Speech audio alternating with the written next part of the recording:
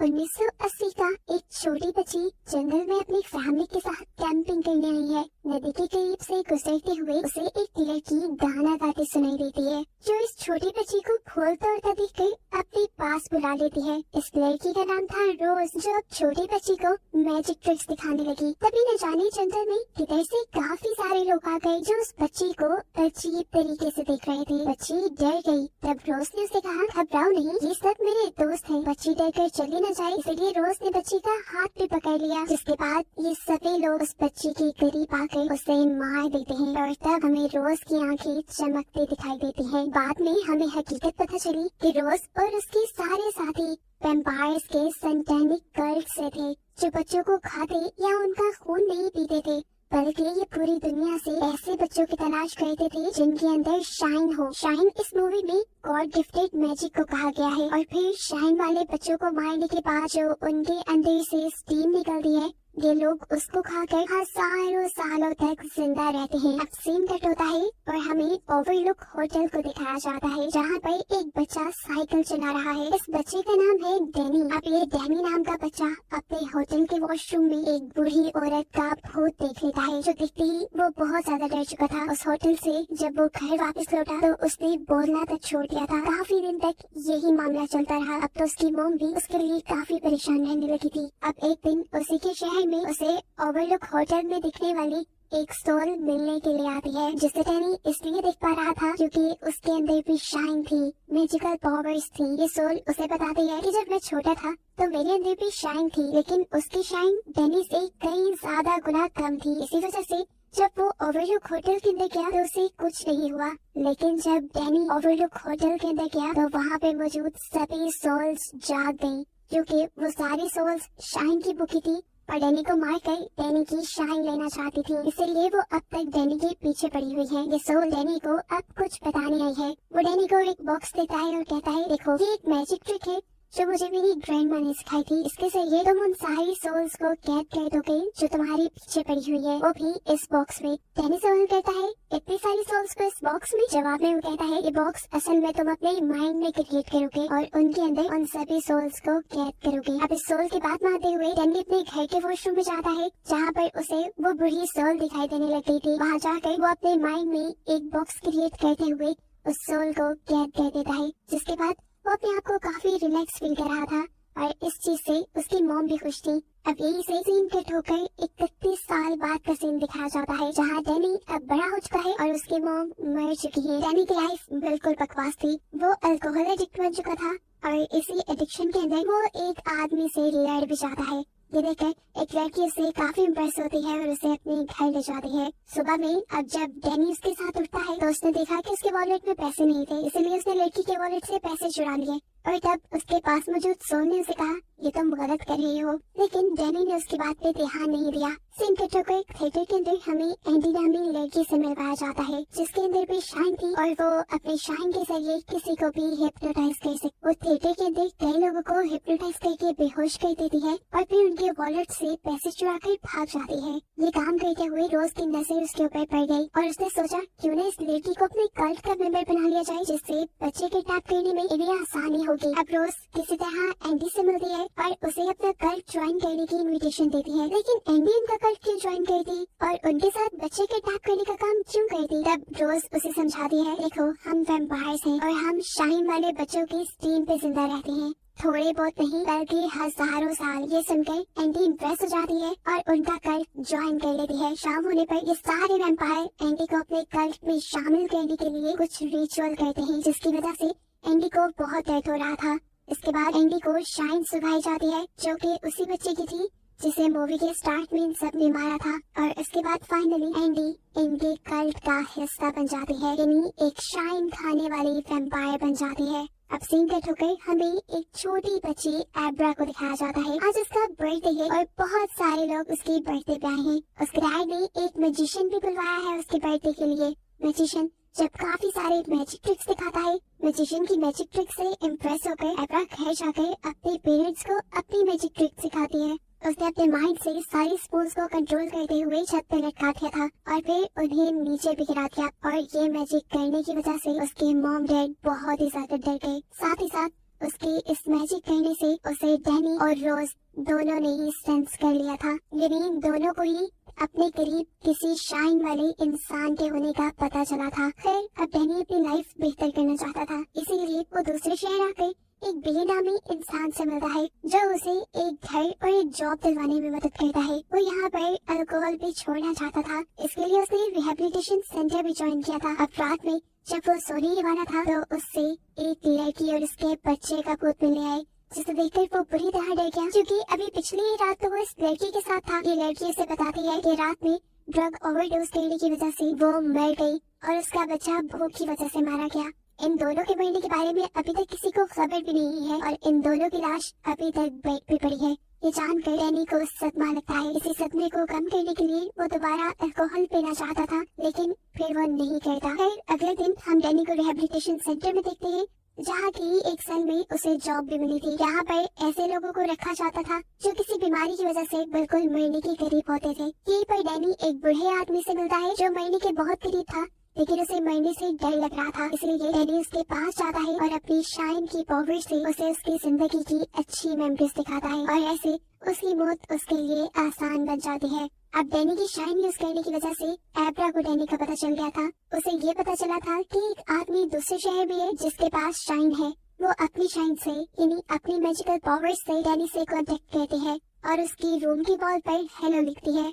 Danny भी जान गया था कि ये काम किसी ऐसी बच्ची का है जिसके पास शाइन है। वो भी उससे बातें करने लग जाता है और एब्रा ये जानकर खुश हो जाती है कि वो दुनिया में अकेले नहीं जिसके पास शाइन है, यहाँ पर और भी बहुत से लोग हैं। खैर अब यहाँ से कहानी 8 साल आगे जाती है और हम दोबारा डैनी को देखते हैं जो अब नशे बिल्कुल छोड़ चुका है और वो लोगों की आसान मौत में उनकी मदद करता है, यानी मौत के मुश्किल वक्त में वो लोगों को उनकी अच्छी मेमोरीज दिखाता है, जिससे उनकी मौत उनके लिए आसान बन जाती है। इसीलिए शहर में वो डॉक्टर स्लीप के नाम से मशहूर हो गया था। हमें देखने को मिलता है कि अपनी शाइन की वजह से एब्रा और डैनी दोनों रोजाना बातें करते हैं, लेकिन आज तक वो एक दूसरे से नहीं मिले। सिंह का ठोकर हम रोज और उसके कल्ट ग्रुप से मिलते हैं जो आजकल भूखे मर रहे थे, क्योंकि शाइन वाले बच्चे उन्हें मिल नहीं रहे थे। रोज को अब पता चलता है कि उनके कल्ट ग्रुप का एक मेंबर जो लगभग 1000 साल का हो गया था, वो अब भूख की वजह से या ये कह लें कि शाइन ना मिलने की वजह से मरने वाला है। उसे बचाने के लिए रोज अब अपना थर्मस खोलती है जिसमें उसने काफी शाइन इकट्ठी की हुई थी, जो सुखा कर वो उस आदमी की जान बचाती है। यहाँ रोज का ही एक साथी एक और शाइन वाले बच्चे को आखिर ढूंढ ही लेता है, जिस बच्चे को ये लोग एंडी की मदद से हिप्नोटाइज करके किडनैप कर लेते हैं। ये लोग उसे एक करीबी पार्क में ले आते हैं और जमीन पे बांध कर रोज उसे टॉर्चर करना शुरू कर देती है और उससे निकलने वाली शाइन के ऊपर ये सभी लोग टूट पड़ते हैं। उसके दुख, टॉर्चर और दर्द को दूर बैठी एब्रा सेंस कर लेती है और बहुत ज्यादा चिल्लाती है। उस बच्चे के मरने की वजह से एब्रा को बहुत ज्यादा सदमा लगा था। वो ये बात डैनी को भी दीवार पे लिखकर बता देती है कि एक मर्डर हुआ है। ये सभी वैम्पायर अब उस बच्चे की स्टीम लेने के बाद उसे दफना देते हैं और अब रोज अपने पूरे कल्ट को बताती है कि किसी ने उनको सेंस कर लिया है, कोई उनको जान गया है, किसी को पता चल गया है कि उन्होंने मर्डर किया है। और जिस बच्ची को ये बात पता चली है उसकी शाइन किसी आम इंसान से 1000 गुना ज्यादा है और अगर हम उसे पकड़ कर मार देते हैं तो हम उस बच्चे की शाइन से 10 साल तक जिंदा रह सकते हैं, वो भी बिना किसी को मारे। अब एब्रा, जिसे बच्चे की मर्डर की क्यूरियोसिटी हो गई थी कि आखिर उसे किसने मारा है, वो इंटरनेट पे गुमे हुए बच्चों के बारे में इंफॉर्मेशन लेती है, जहाँ पर उसे मरने वाले बच्चों का पता चल जाता है। अब वो उस बच्चे की मेमोरीज के अंदर जाती है और देख लेती है कि आखिर उसके साथ हुआ क्या था, उसका मर्डर किसने किया था। उसे अब वैम्पायर की कल्ट के बारे में पता चल चुका था। वो अभी उस बच्चे के मर्डर की और इन्वेस्टिगेशन कर रही थी कि एकदम से वो रोज के माइंड के अंदर पहुंच गई। रोज जो इस टाइम एक ग्रोसरी शॉप में थी, वो भी अपने माइंड के अंदर एब्रा को देख चुकी थी। वो उसकी शक्ल देखने के लिए एक शीशे के पास आती है। उसे देखते हुए वो उसे कंट्रोल करने ही वाली थी कि एब्रा ने फौरन रोज के साथ अपना कनेक्शन तोड़ दिया और इतनी अचानक से कनेक्शन टूटने पर रोज अपने आप को संभाल नहीं पाती और दूर जाके कहती है। रोज फौरन अपने साथी को जाकर बताती है कि हमने जितना सोचा था उस लड़की के पास उससे कहीं ज्यादा ताकत है, क्योंकि वो रोज के माइंड के अंदर से चली गई थी। अब एब्रा को उस बच्चे के मर्डर को इन्वेस्टिगेट करना था। उसे पता था कि इसमें उसकी मदद डैनी ही कर सकता है, इसलिए वो अगले दिन स्कूल नहीं जाती बल्कि डैनी से मिलने के लिए जाती है। डैनी भी उससे मिलकर खुश होता है और उसे बताता है जिसे एब्रा मैजिक समझ रही है उसे शाइन कहते हैं। यहाँ पर एब्रा डैनी को उस वैम्पायर कल्ट के बारे में बताती है जिसने उस बच्चे का मर्डर किया था। असल में एब्रा चाहती थी कि ये दोनों मिलकर उस बच्चे की डेड बॉडी को बाहर निकालें, जिसके बाद उस वैम्पायर गर्ल को उनके किए की सजा मिले। लेकिन डैनी इस सारे पंगे में नहीं पड़ना चाहता। वो एब्रा को भी यही मशवरा देता है कि तुम्हें भी अपनी शाइन को यूज करना बंद कर देना चाहिए, वरना वो कल तुम्हें भी सेंस करके तुम्हें भी मार डालेगा। फिर इनकी मीटिंग यही खत्म होती है और रात होने पर अब डैनी से मिलने वही सोल आती है जो बार बार आया करती थी। वो डैनी से कहती है तुम्हें एब्रा की मदद करनी चाहिए, वरना वो कल एब्रा को ढूंढकर उसे मार देंगे। और रही बात मेरी, मैं अब हमेशा के लिए अपनी सोल्स की दुनिया में जा रहा हूँ, आइंदा मैं तुमसे कभी मिलने नहीं आऊंगा। ये सुनकर डैनी को थोड़ा दुख हुआ था, लेकिन अब उसने फैसला कर लिया था एब्रा की मदद करने का। सीन कट होकर अब हमें दिखाया जाता है कि वैम्पायर रोज अपनी बॉडी से अपनी सोल को अलग कर लेती है और फिर आसमानों में उड़ते हुए एब्रा की शाइन पावर को सेंस करते हुए उसके घर में घुस आती है। उसकी मेमोरीज में जाकर उसे कंट्रोल करके उसे मारना चाहती थी, लेकिन एब्रा तो उसके आने के बारे में पहले से ही जानती थी। इसलिए एब्रा ने उसके लिए एक जाल बिछाया हुआ था। जैसे ही रोज उसकी मेमोरीज के अंदर जाती है, एब्रा उसके हाथ को पकड़ लेती है, जिससे रोज को बहुत ज्यादा दर्द होता है और वो बिना यहाँ कुछ भी किए फौरन यहाँ से भाग जाती है। यहाँ आने पर उसे पता चलता है कि अब उसके कल्ट के कोर मेंबर जो कि काफी बूढ़े हो चुके थे वो मर रही है, क्योंकि इनके पास टीम बची ही नहीं। एंडी से पूछती है ये क्या हो रहा है, तुमने तो कहा था कि हम लोग मरते नहीं है। तब रोज बताती है ऐसा नहीं था, मैंने तुम्हें ये बताया था कि हम लोग जितनी ज्यादा स्टीम लेते हैं उतना ज्यादा जिंदा रहते हैं। इन्हीं की बातों के दौरान ये देखते हैं कि इनके ग्रैंडपा मारे जाते हैं और रोज और उसके सारे साथी उनकी बॉडी से निकलने वाली स्टीम को खा जाते हैं। यहाँ पर रोज का साथी उसे बताता है कि हम एब्रा को ढूंढने के लिए जा रही है, लेकिन हम तुम्हें साथ नहीं ले जा सकते क्योंकि वो तुम्हारे माइंड को कंट्रोल कर सकती है और फिर हमारा प्लान भी जान सकते हैं। यहाँ एब्रा भी अपनी शाइन के जरिए डैनी से कांटेक्ट करती है और उसे बताती है कि उसने रोज के माइंड को काबू कर लिया था, जिससे उसे ये पता चला है कि ये लोग किसी भी वक्त एब्रा को पकड़ने के लिए आ रहे हैं। और ये बात जानते ही डैनी फौरन उसकी मदद को आने का डिसाइड करता है। डैनी अभी अपने दोस्त के साथ रास्ते में ही था कि एब्रा अपनी सोल को अपनी बॉडी से अलग करते हुए इनकी गाड़ी में इनके साथ आ गई। उसने डैनी को बताया कि मैंने एक न्यू ट्रिक सीखी है जिसकी मदद से मैं किसी के भी माइंड में जाकर उसके माइंड को कंट्रोल कर सकती हूँ। ये कहते ही वो डैनी के माइंड के अंदर चली जाती है, जहाँ उसे बहुत सारे बॉक्सेस और ओवरलुक होटल दिखाई देता है। फिर अब ये लोग पहुँच जाते हैं उसी जगह पर जहाँ पे वैम्पायर्स की ग्रुप ने उस बच्चे को दफनाया था। यहाँ डैनी का जो दोस्त उनके साथ आया था उसे बिल्कुल नहीं समझ आ रही थी कि डैनी और एब्रा क्या करना चाह रही है, लेकिन फिर भी वो उनकी मदद करता है। और जब ये लोग उस बच्चे की लाश को जमीन से निकाल लेते हैं तो डैनी का दोस्त भी अब डैनी पे यकीन करने लगा था कि उसके पास कुछ तो पावर्स थे। ये मिशन इतना बड़ा था कि एब्रा अपने मॉम डैड को बताए बगैर तो कर नहीं सकती थी, इसलिए सुबह होने पर वो डैनी और डैनी के दोस्त को अपने घर ले जाती है और अपने डैड के माइंड को कंट्रोल करते हुए उसे उस बच्चे के मर्डर की सारी स्टोरी दिखा देते हैं और उन्हें वैम्पायर के कल्ट ग्रुप के बारे में भी बता देती है। एब्रा चाहती थी कि उन वैम्पायर के ग्रुप को पुलिस पकड़ ले, लेकिन उसके डैड कहते हैं वो ग्रुप इतने सालों से जिंदा है, उन्होंने पुलिस का कोई जुगाड़ तो किया ही होगा, बेहतर यही है कि हम लोग खुद उन वैम्पायर्स को मारें। अब एब्रा अपनी पावर से उस कल्ट की लोकेशन को जान लेती है और उसे पता चलता है कि वो लोग एब्रा को ही पकड़ने के लिए आ रहे थे। अब यहाँ डैनी उन सबको धोखा देने का प्लान बनाता है। ये तीनों लड़की एब्रा को लेकर एक जंगल में आ जाती है और एब्रा की पावर्स को सेंस करते हुए ये पूरा कल्ट ग्रुप भी उसी जंगल में आ जाता है। यहाँ आते ही इस कल्ट को एब्रा सामने बैठी हुई दिखाई दी। एब्रा को रिलैक्स करने के लिए एंडी ने अपनी हिप्नोटाइजेशन पावर का इस्तेमाल किया और फिर उसके पास आकर उसे बेहोशी का इंजेक्शन लगा दिया। लेकिन तब ट्विस्ट ये निकला कि उसने इंजेक्शन एब्रा को नहीं बल्कि उसकी एक छोटे से डैडी को लगाया था और ये सब जो कल्ट ग्रुप देख रहे थे ये सारा एब्रा का मैजिक था। उसने अपने मैजिक के जरिए यहाँ उन्हें कुछ और दिखाया।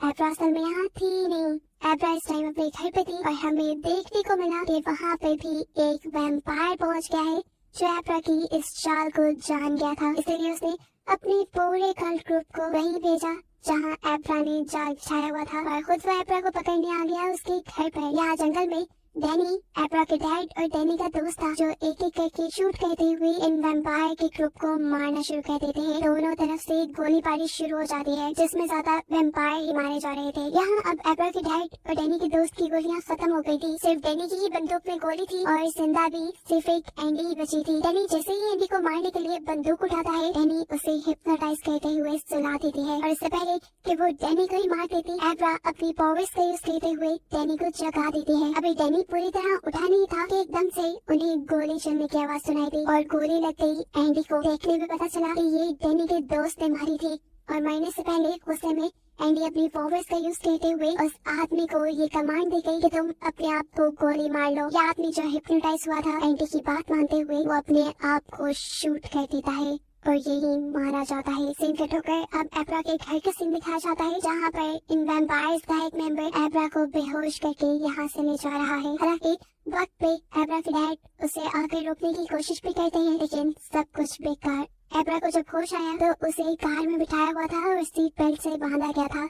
उसे ड्रग की ओवरडोज दी गई थी जिसकी वजह से वो होश में भी नहीं आ रही थी और ना ही अपनी पावर्स का यूज कर पा रही थी। यहाँ जब डैनी को एब्रा के किडनैप होने का पता चलता है तो वो बहुत ज्यादा अपसेट हो चुका था। इसी अपसेट माइंड के साथ वो अब काफी सालों बाद दोबारा अल्कोहल पीने का फैसला करता है लेकिन इस मरतबा भी वो अपने आप पे कंट्रोल कर गया था और फिर उसने एब्रा को ढूंढने के लिए अपने शाइन का इस्तेमाल किया और एब्रा को ढूंढ भी लिया। वो अपनी शाइन के जरिए एब्रा की बॉडी के अंदर चला जाता है और फिर अपने साथ बैठे हुए ड्राइवर के माइंड को कंट्रोल करते हुए उनकी गाड़ी का एक्सीडेंट करवा देता है जिसकी वजह से वो आदमी गाड़ी से बाहर निकलकर बहुत बुरी तरह मर चुका था। ऐसे ये सारे के सारे वैम्पायर्स तकरीबन मारे जा चुके थे सिवाय रोज के जिन्हें ये लोग इस मिशन में नहीं लाए थे। अब रोज अपने आप को ताकतवर बनाने के लिए अपनी थर्मस में स्टोर की हुई सारी की सारी स्टीम ले लेती है जिसके बाद वो एब्रा और डैनी से बदला लेने का फैसला करती है। डैनी एब्रा को बताता है कि रोज अब बहुत ज्यादा ताकतवर हो गई है और वो हम दोनों को नहीं छोड़ेगी लेकिन उसे मजा चुकाने के लिए मैं एक ऐसी जगह जा रहा हूँ जो जगह शाइन वाले लोगों के लिए बहुत ज्यादा खतरनाक है और वो है ओवरलुक होटल जहाँ से बहुत सारी सोल्स डैनी के पीछे पड़ी थी। डैनी का मानना था कि अगर ये शाइन वाले लोगों के लिए खतरनाक है तो वैम्पायर के लिए तो शायद और भी ज्यादा खतरनाक हो। इस होटल में आते ही डैनी बॉयलर रूम में जाकर बॉयलर को ऑन कर देता है और फिर एक बार रूम में जाता है जहाँ एक सोल उसे अल्कोहल ऑफर करती है क्योंकि सोल जानती थी डैनी एक शराबी था। डैनी अपने डैड की तरह इस शराब के लिए अपनी सोल को बेच सकता था लेकिन उसने यहाँ पे अपने सारे इमोशंस को कंट्रोल कर लिया और ऐसे सोल्स के जाल में नहीं फंसा। अब डैनी और एब्रा देखते हैं कि रोज भी इन दोनों को सेंस करते हुए इसी होटल में आ चुकी है जिसके यहाँ आते ही उसे लिफ्ट से बहुत सारा खून निकलता दिखाई देता है।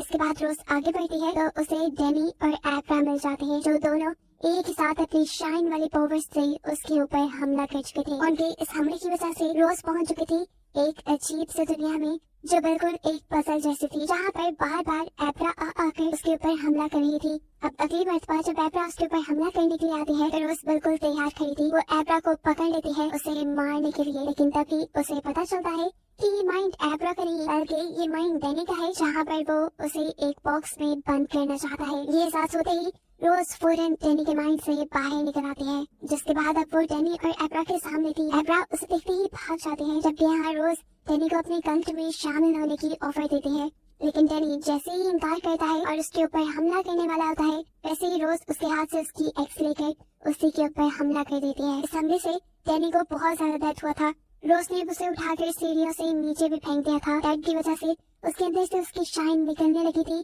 जिसे रोज अब अपने अंदर ले रही थी। अब यहाँ पर रोज डैनी को मारने के लिए उसके माइंड के अंदर चली जाती है जहाँ डैनी फौरन अपने माइंड के अंदर मौजूद सारे बॉक्सेस खोल देता है जिसमें उसने ओवरलुक होटल के सभी सोल्स को रखा हुआ था। वो सोल्स जो कई सालों से डैनी के माइंड में मौजूद बॉक्सेस में बंद थी काफी भूखी थी। वो वहाँ से बाहर निकल गई किसी भूखे शेर की तरह एक वैम्पायर यानी इस रोज के ऊपर हमला कर देती है और उसे बुरी तरह मार कर खा जाती है जिसके बाद ये सारी सोल्स मिलकर डैनी को भी अपने कंट्रोल में कर चुकी थी। वो उसे प्रोसेस कर लेती है और फिर डैनी अपने ही साथी यानी एब्रा को मारने के लिए अपनी कुल्हाड़ी लिए उसके पीछे भागता है। यहाँ पर एब्रा को भी इस होटल की सभी सोल्स दिखाई देती है और तभी उसके सामने डैनी भी आ जाता है। डैनी अपने आप को बहुत ही मुश्किल से उन सारी सोल्स के पोजेशन से निकालता है और एब्रा से कहता है जाओ मैंने यहाँ का बॉयलर रूम ऑन कर दिया था। यह होटल किसी भी टाइम फट जाएगा तुम यहाँ से निकल जाओ यहाँ की सारी सोल्स मारी जाएंगी। अब आखिरी वक्त में